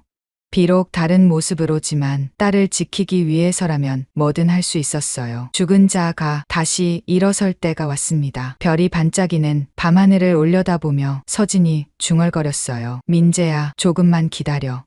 엄마가, 아니, 이 나라에 숨겨진 별이 너를 지켜줄게. 내일부터 행동 개시였습니다. 우선 부대 주변을 정찰하고 더 많은 정보를 수집해야 했어요. 필요하다면 서진의 손이 가방 속 권총을 쓰다듬었습니다. 15년 전 그날처럼 다시 한번 싸워야겠네. 하지만 이번엔 혼자가 아니었어요. 지켜야 할 딸이 있었으니까요. 그게 서진을 더 강하게 만들었습니다. 카페 불을 끄고 나오면서 서진은 마지막으로 휴대폰을 확인했어요. 민재에게 답장을 보내야 했죠. 딸, 엄마는 항상 내 편이야. 힘내. 넌 할 수 있어. 전송 버튼을 누르는 순간 서진의 눈가가 촉촉해졌습니다. 곧 만날 수 있을 거예요. 비록 딸은 엄마를 알아보지 못하겠지만요. 이른 아침 서진은 거울 앞에 섰습니다. 낡은 점퍼, 색이 바랜 청바지, 싸구려, 운동화, 완벽해.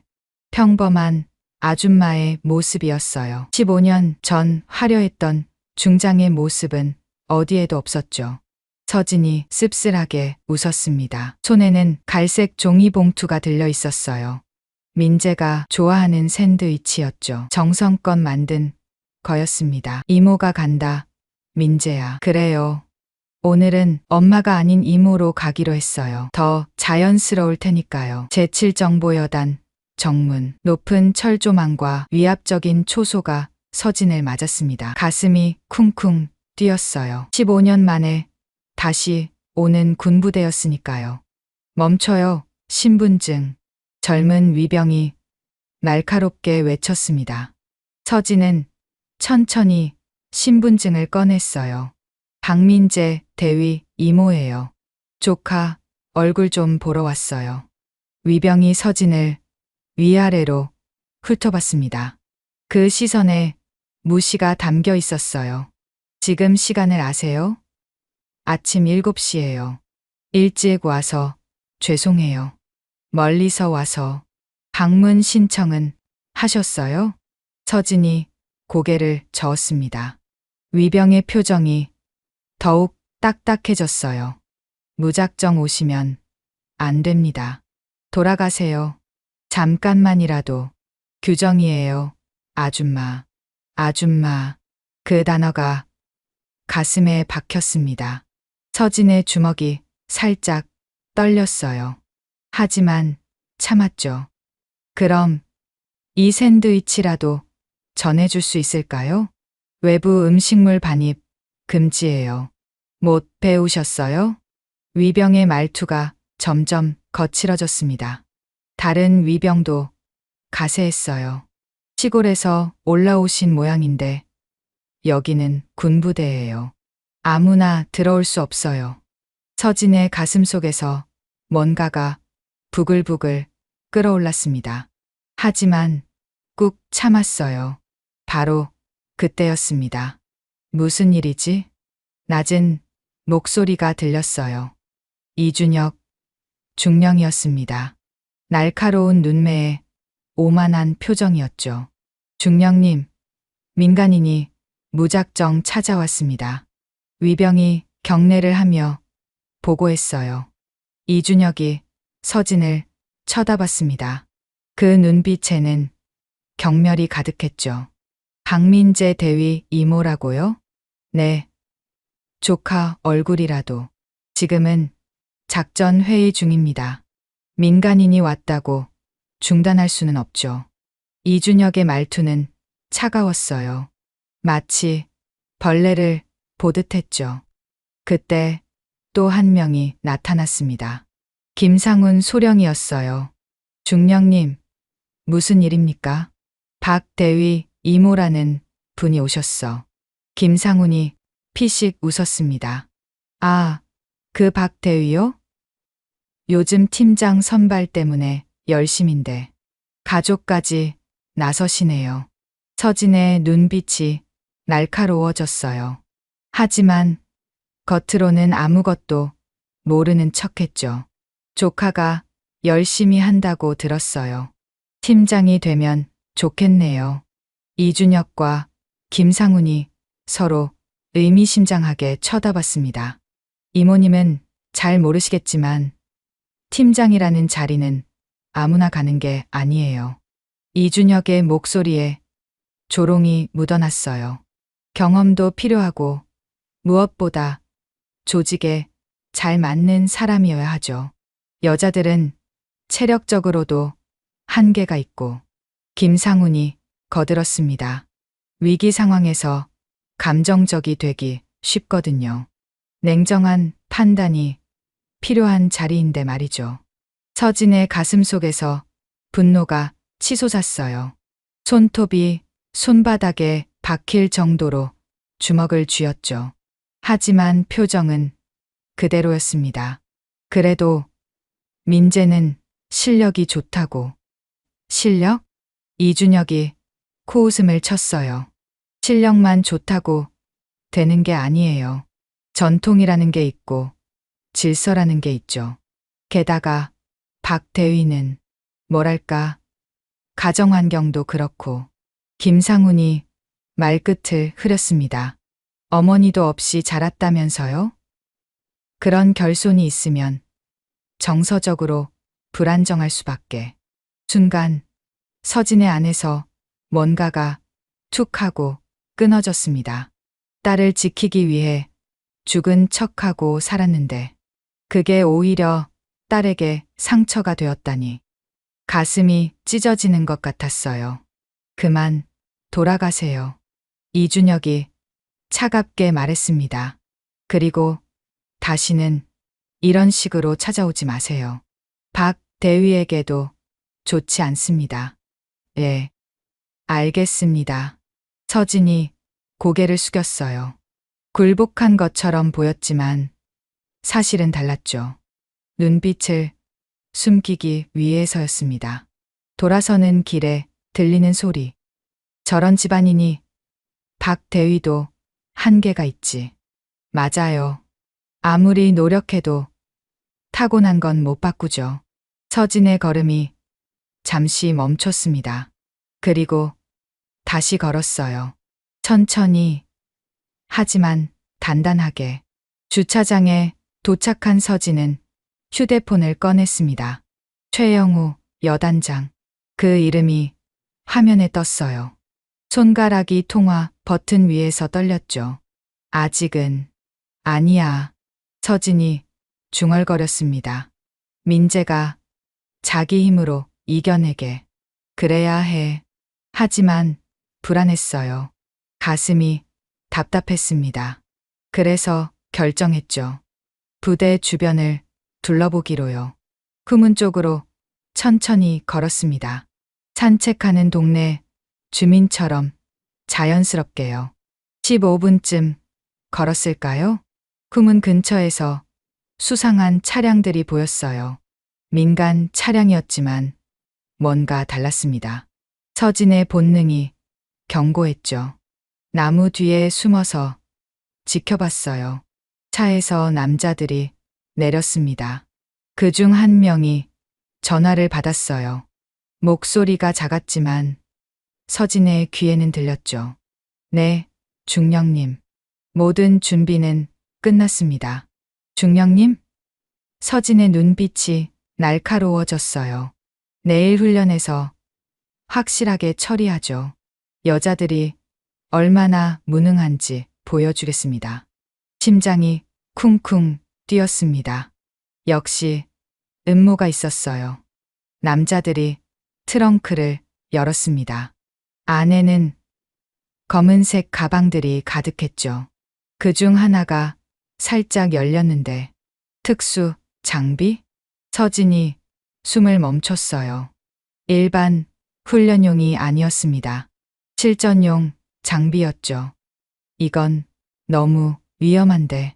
한 남자가 걱정스럽게 말했어요. 걱정 마. 사고처럼 보이게 할 거야. 훈련 중 실수로 다친 거지. 그래도 싫다는. 입 다물어. 중령님 명령이야. 서진의 얼굴이 창백해졌습니다. 실탄이라니. 이건 단순한 방해가 아니었어요. 진짜 위험한 계획이었죠. 더 들어야 했습니다. 서진이 조금 더 가까이 다가갔어요. 주요 타겟은 박민재 대위와 그 팀원들이야. 특히 박 대위는 확실하게. 순간 서진의 발밑에서 나뭇가지가 부러졌습니다. 누구야? 남자들이 날카롭게 외쳤어요. 서진은 재빨리 몸을 숨겼죠. 그냥 고양이겠지. 확인해봐. 발걸음 소리가 가까워졌습니다. 서진의 심장이 미친 듯이 뛰었어요. 바로 그때 군용 트럭이 지나갔습니다. 시끄러운 엔진 소리에 남자들의 주의가 분산되었죠. 빨리 옮겨. 들킬라. 남자들이 다시 장비를 옮기기 시작했어요.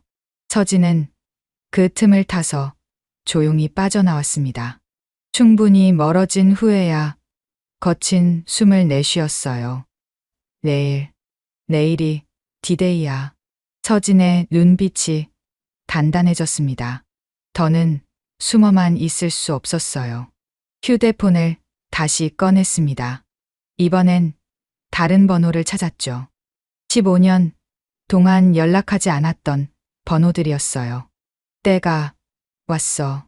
첫 번째 전화를 걸었습니다. 여보세요? 나야. 박서진. 전화기 너머에서 헐떡이는 소리가 들렸어요. 중장님? 정말입니까? 오랜만이네. 부탁이 있어. 하나둘씩 옛 동료들에게 연락했습니다. 모두가 충격을 받았지만 서진의 부탁을 거절하지 않았어요. 집으로 돌아오는 길, 서진은 결심했습니다. 15년 만에 다시 일어설 때야. 낡은 점퍼, 주머니에 손을 넣었어요. 그 안에는 녹슨 군번줄이 있었죠. 민재야, 조금만 기다려. 석양이 지고 있었습니다. 내일이면 모든 게 달라질 거예요. 그날 밤 서진은 오랜만에 전투 준비를 했습니다. 몸은 기억하고 있었어요. 15년이 지났어도 전사의 본능은 살아 있었죠. 거울을 보며 중얼거렸습니다. 이준혁, 김상훈, 너희가 내 딸을 건드렸어. 차가운 미소가 번졌어요. 후회하게 해주마. 밤은 깊었지만 서진은 잠들 수 없었습니다. 카페 지하실에 마련된 비밀 공간. 여러 대의 노트북이 동시에 작동하고 있었어요. 화면에는 복잡한 정보들이 빠르게 지나갔죠. 15년 만에 본격 작전이네. 서진이 쓴웃음을 지었습니다.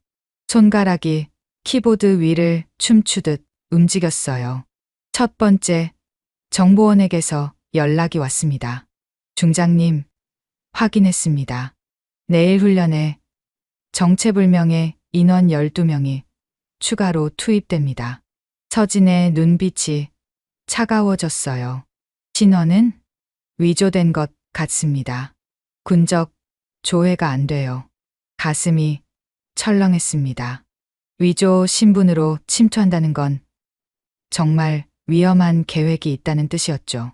두 번째, 화면에 새로운 정보가 떴어요. 해외 계좌 거래 내역이었습니다. 이준혁, 3개월 전부터 거액을 받았네. 금액을 보고 서진이 숨을 멈췄어요. 일반 군인이 만질 수 없는 돈이었죠. 송금자는 유령 회사?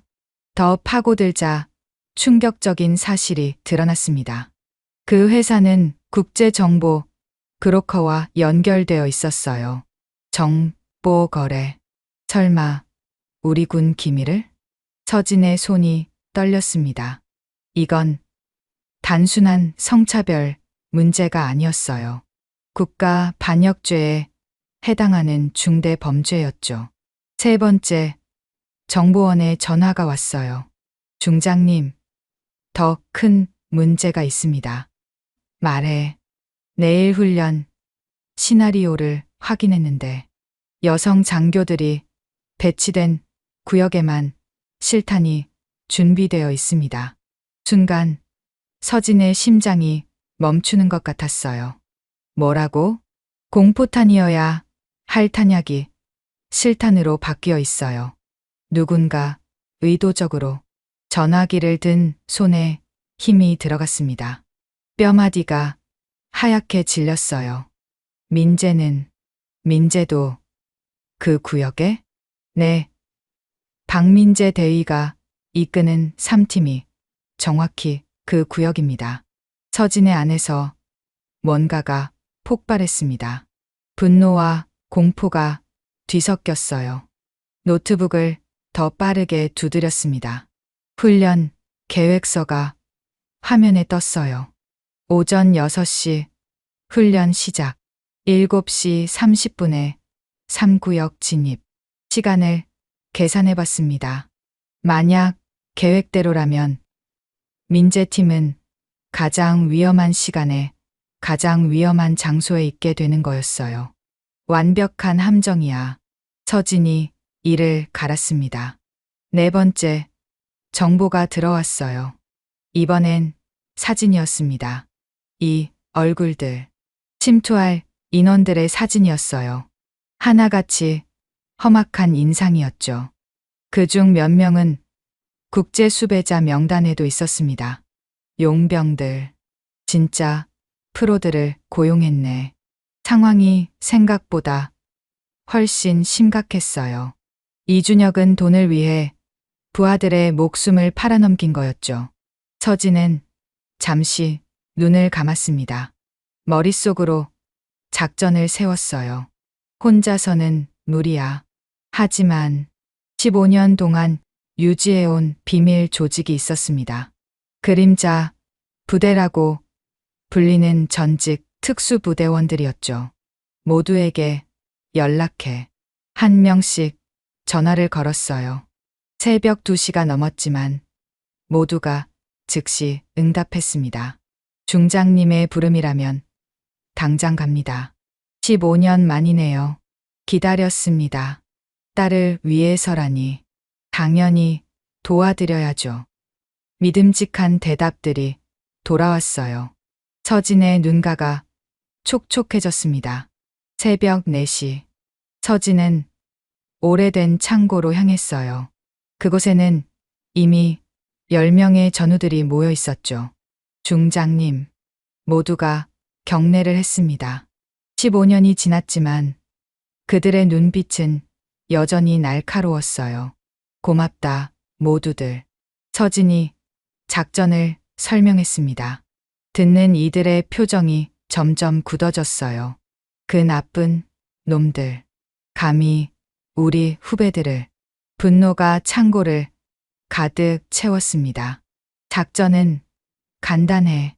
우리가 먼저 침투해서 실탄을 바꿔치기 하고 용병들을 제압한다. 하지만 중장님, 공식 신분이 없는 상태에서. 알아. 하지만 내 딸이 위험해. 서진의 목소리가 떨렸어요. 강철 같던 중장도 딸 앞에서는 그저 엄마였죠. 우리가 함께합니다. 끝까지 따르겠습니다. 전우들의 단단한 다짐이 이어졌어요. 새벽 5시 30분. 훈련장 근처에 도착했습니다. 아직 어둠이 짙었어요. 서진이 특수망원경으로 상황을 확인했습니다. 이미 수상한 차들이 도착해 있었죠. 저기, 용병들이야. 검은 옷을 입은 남자들이 은밀하게 움직이고 있었어요.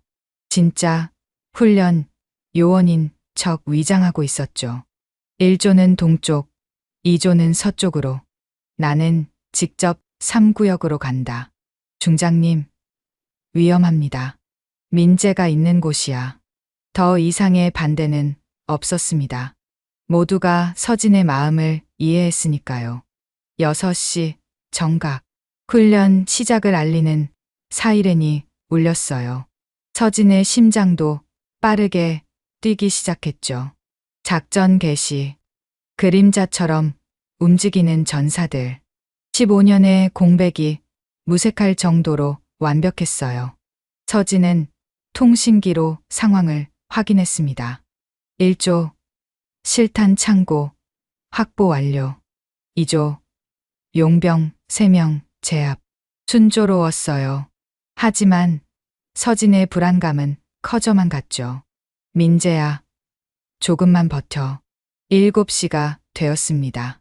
훈련장에는 긴장감이 흘렀어요. 여성 장교들은 열심히 임무를 수행하고 있었죠. 그들은 아직 위험을 모르고 있었습니다. 그때였어요. 탕, 탕. 실탄 소리가 울렸습니다. 예정보다 30분이나 빨랐어요. 안 돼. 서진이 뛰기 시작했습니다. 통신기에서 급박한 목소리들이 쏟아졌어요. 중장님, 계획이 바뀌었습니다. 용병들이 먼저 공격을 시작했어요. 서진의 얼굴이 하얗게 질렸습니다. 3구역에서 연기가 피어올랐어요. 비명소리가 들렸죠. 인제. 서진이 미친 듯이 달렸습니다. 15년 동안 숨겨온 정체 따위는 이제 중요하지 않았어요. 3구역 입구. 민재가 이끄는 팀이 포위되어 있었습니다. 실탄이 빗발치듯 날아왔어요. 엄폐, 모두 엄폐. 민재의 날카로운 지시가 들렸습니다. 역시 서진의 딸이었어요. 위기 상황에서도 침착했죠. 하지만 상대는 프로 용병들이었습니다. 점점 포위망이 좁혀졌어요. 더는 못 버텨. 누군가의 비명이 들렸습니다. 바로 그 순간 서진이 나타났어요. 낡은 점퍼를 벗어던지며 외쳤습니다. 모두 물러나. 단호한 목소리가 훈련장에 울려 퍼졌어요. 용병들이 놀라 돌아봤습니다. 하지만 이미 늦었죠. 서진의 움직임은 번개 같았어요. 순식간에 용병 2명을 제압했습니다. 뭐야? 이 여자는. 당황한 용병들이 총구를 돌렸어요. 하지만 서진은 이미 사라졌죠. 유령이야. 15년 전 적들이 서진을 부르던 이름이었습니다. 전장의 유령. 그 전설이 다시 살아났어요. 훈련장에 정적이 흘렀습니다. 서진이 천천히 일어섰어요. 2명의 용병이 바닥에 쓰러져 있었죠. 불과 몇 초 만의 일이었습니다. 이게 가능한가? 남은 용병들이 당황했어요. 평범한 아줌마로 보였던 여자가 순식간에 전문 요원 2를 제압했으니까요. 서진이 깊은 숨을 들이쉬었습니다. 그리고 외쳤어요. 제2작전 사령관 박서진 중장이다. 그 목소리는 우레 같았습니다. 훈련장 전체가 얼어붙었어요. 현재부터 모든 작전 지휘권을 인수한다. 불가능한 일이었죠. 15년 전에 전사한 전설의 중장이 나타났으니까요. 민재의 눈이 휘둥그레졌습니다. 총을 든 손이 떨렸어요. 엄마?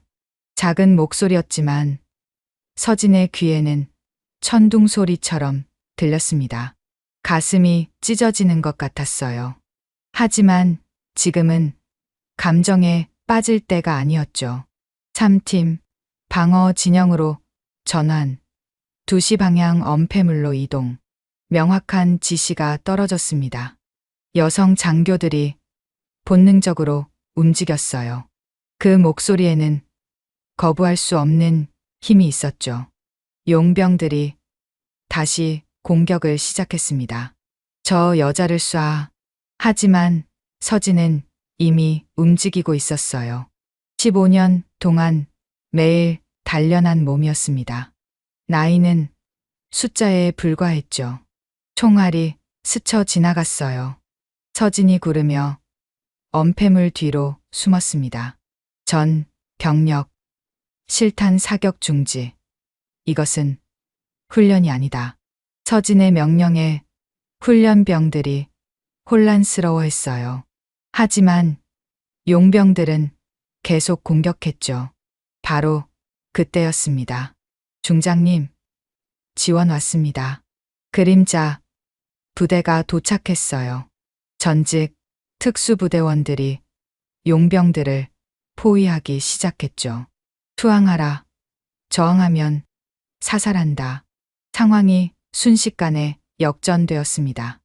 용병들의 얼굴이 하얗게 질렸어요. 젠장, 정보가 틀렸어. 여자들만 있다고 했잖아. 서진이 앞으로 나섰습니다. 그 걸음걸이에는 위험이 있었어요. 너희가 누구 돈을 받고 왔는지 알고 있다. 차가운 목소리였습니다. 용병들이 움찔했어요. 이준혁 중령과 김상훈 소령. 그들이 너희 고용주지? 용병 대장의 눈이 흔들렸습니다. 정답이었어요. 그때 멀리서 군용 지프가 달려왔습니다.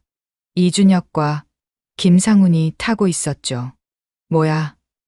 왜 총소리가? 차에서 내린 이준혁이 상황을 보고 얼어붙었어요. 용병들이 제압당해 있었고 중앙에는 박서진 중장? 이준혁의 다리가 후들거렸습니다. 유령을 본 것 같았어요. 불가능해. 당신은 죽었어. 서진이 천천히 다가갔습니다. 한 걸음, 한 걸음이 무거웠어요. 죽은 건 맞아. 국가를 위해, 딸을 위해 죽은 사람이 되었지. 이준혁이 뒷걸음질 쳤습니다. 김상우는 이미 도망치려 했지만 그림자 부대에게 잡혔어요. 하지만 내 놈들이 내 딸을 건드렸어. 서진의 눈에서 불꽃이 튀었습니다. 15년간의 인내가 폭발하는 순간이었어요. 그것도 돈 때문에? 국가 기밀을 팔아먹으면서? 이준혁의 얼굴이 파랗게 질렸어요. 어떻게 내가 15년 동안 놀고만 있었을 것 같아? 서진이 증거 서류를 꺼냈습니다. 해외 계좌, 정보거래, 내역, 모든 게 있었어요. 체포한다. 국가보안법 위반, 내란 음모죄. 이준혁이 무릎을 꿇었습니다. 모든 게 끝났어요. 훈련장이 다시 조용해졌죠. 서진이 돌아섰습니다. 그리고 마주했어요. 민재와 딸의 눈에는 눈물이 가득했습니다. 입술이 떨리고 있었어요. 정말 엄마야? 서진의 가슴이 무너져 내렸습니다. 15년, 너무나 긴 시간이었어요. 미안해, 민재야. 더 이상 말을 잇지 못했습니다. 목이 메어왔어요. 민재가 한 걸음 다가왔습니다. 또 한 걸음. 왜 죽은 척했어? 왜 날 버렸어? 딸의 목소리에는 원망이 가득했어요. 당연했죠. 15년 동안 엄마 없이 자랐으니까요. 너를 지키기 위해서였어. 서진이 떨리는 목소리로 말했습니다. 내가 살아있으면 내 적들이 너를 노릴 거였어. 너만은 평범하게 살기를 바랐는데. 평범하게? 민재가 웃었어요. 하지만 슬픈 웃음이었죠. 엄마 없이 자란 게 평범해? 매일 밤 엄마 꿈을 꾸면서 운 게 평범해? 서진의 눈에서 눈물이 흘렀습니다. 강철 같던 중장도 딸 앞에서는 무력했어요. 바로 그때 또 다른 차량들이 도착했습니다. 헌병대였어요. 뒤이어 최영호 준장이 나타났습니다. 그의 얼굴은 창백했죠. 중장님? 오랜만이네, 영호. 최영호가 경례를 했습니다. 하지만 그의 몸은 떨고 있었어요. 죄송합니다. 제 부대에서 이런 일이. 자네 책임이야. 서진의 목소리는 차가웠습니다. 부하들이 이런 짓을 하는데도 몰랐다니. 무능한 거야? 공범인 거야? 최영호가 고개를 숙였어요. 변명의 여지가 없었죠. 당장 보직 해제야. 특별감찰단이 올 때까지 대기해. 예, 알겠습니다. 상황이 정리되자 서진은 다시 민재를 바라봤어요. 딸은 여전히 충격에 빠져 있었습니다. 믿을 수 없다는 표정이었죠. 민재야, 시간이 필요해요. 민재가 돌아섰습니다. 차가운 목소리였어요. 15년이나 속였는데 갑자기 나타나서 엄마라고. 받아들일 수 없어요. 서진의 가슴이 찢어졌습니다. 하지만 이해했어요. 당연한 반응이었죠. 그래, 시간을 줄게. 민재가 걸어갔습니다. 뒤돌아보지 않았어요. 서진은 그 뒷모습을 바라보며 서 있었습니다. 다시 찾은 딸이 더 멀어지는 것 같았어요. 훈련장에는 아침 햇살이 비치기 시작했습니다. 새로운 하루였어요.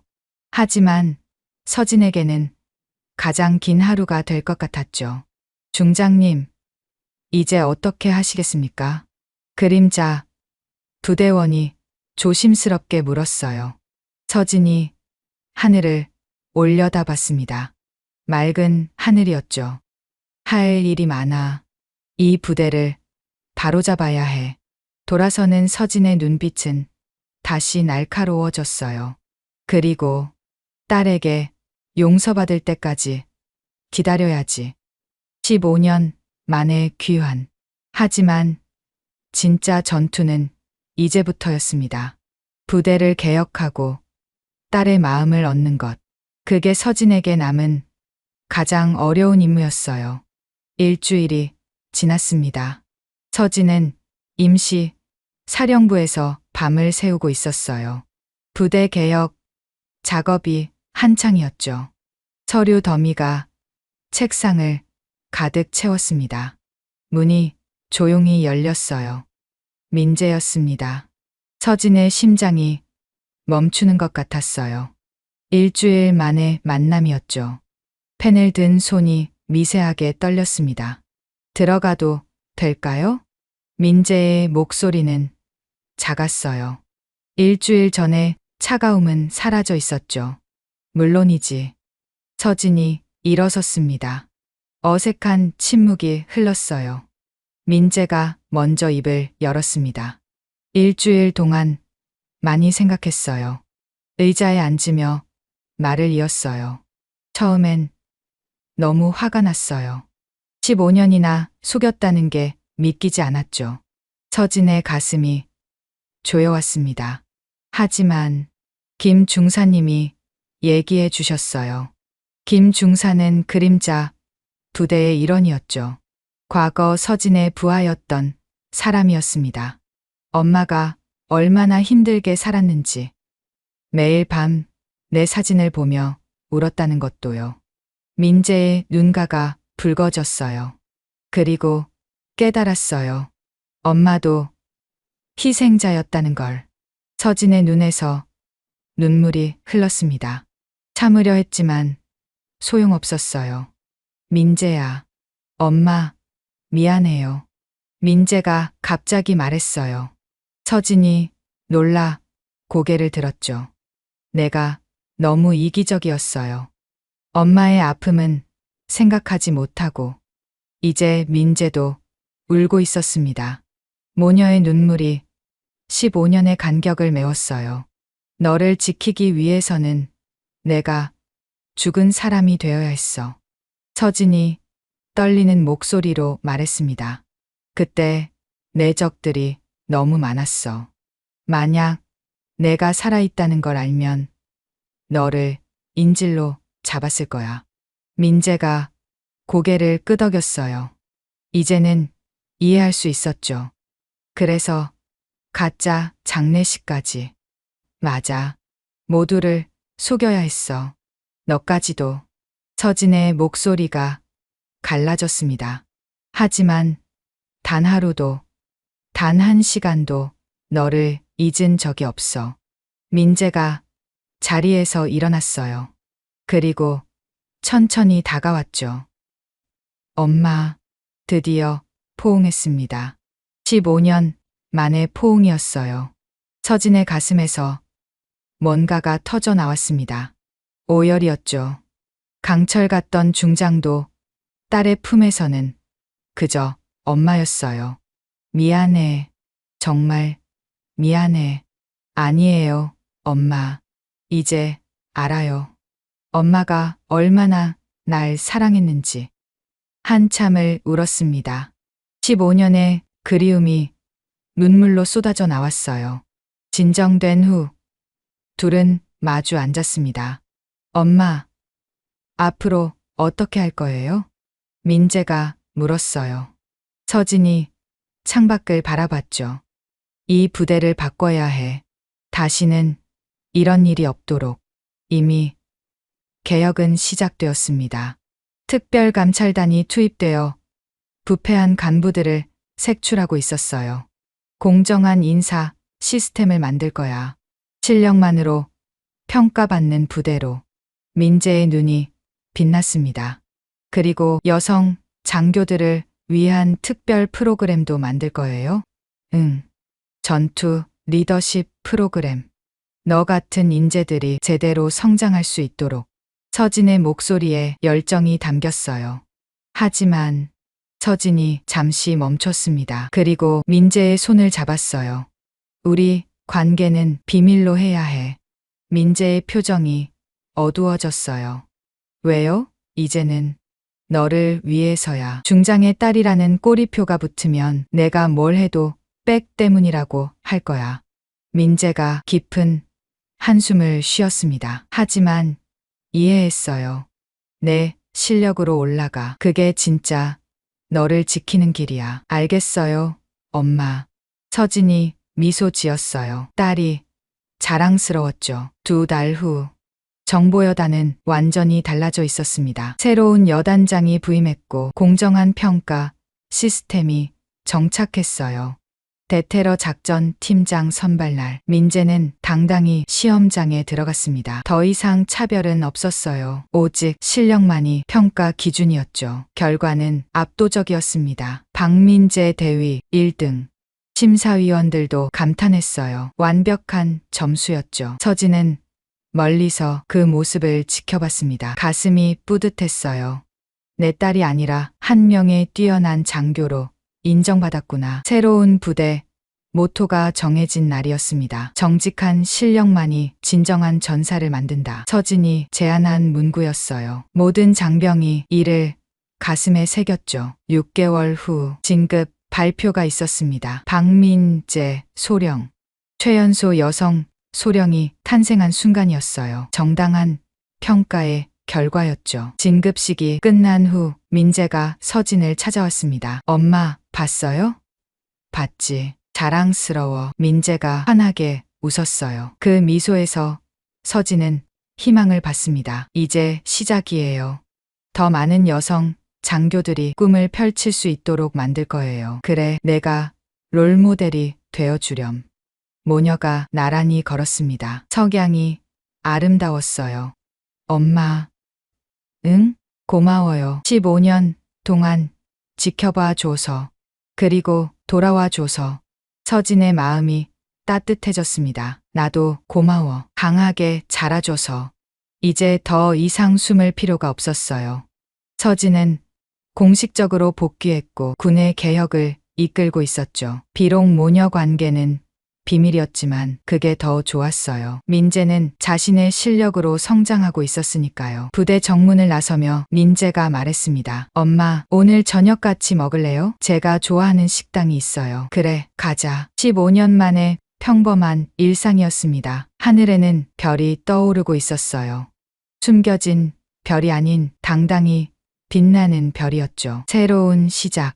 그것은 단순히 개인의 시작이 아니었습니다. 정의로운 군대, 공정한 사회를 향한 첫걸음이었어요. 민재는 생각했습니다. 엄마처럼 되고 싶어. 아니, 엄마를 넘어서는 장교가 될 거야. 그리고 언젠가는 이 비밀도 밝힐 수 있을 거예요. 모두가 인정하는 진정한 전사가 되었을 때, 그때까지 모녀는 각자의 자리에서 최선을 다할 것입니다. 정직한 실력으로, 굳건한 신념으로. 그것이 진정한 전사의 길이니까요.